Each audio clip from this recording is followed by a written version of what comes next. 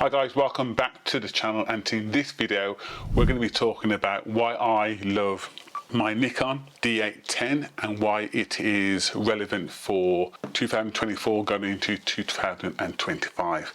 So in this video we're going to be talking about the massive specs that's on the camera.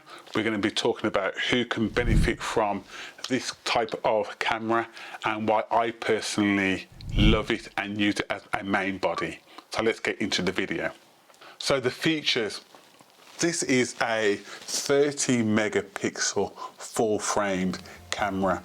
The base ISO is 64 and the shutter speed can go down to 1/8000th of a second, which means that you can use it in full sun, outside in bright light, and still control the amount of light that goes into the camera.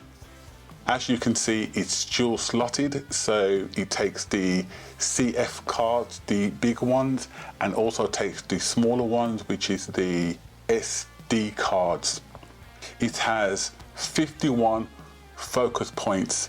Now, I only use 3 or 4 bunched into the middle, but if you're shooting and you have a particular shooting style, then by all means, the 54 focus points might come in handy.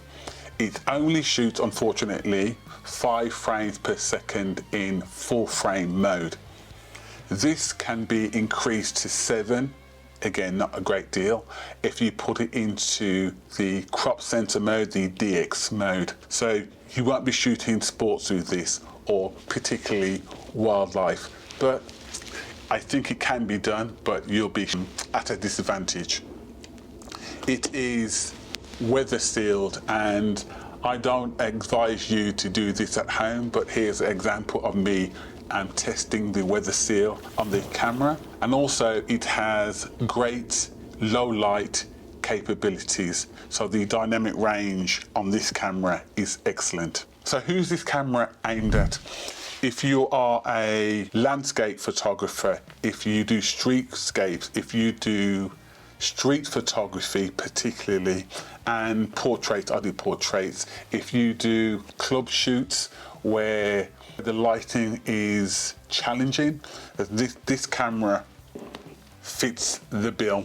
So why do I have this in my kit bag, and why do I love it so much? The size and weight of it. It's not too heavy, but it's not a small camera. So as you can see, I've got big hands and I can easily hold the camera, and the buttons are not squashed together, so to speak. So I have very good access to the buttons, front and back. There's quite a few buttons, and I just find it a joy to work with.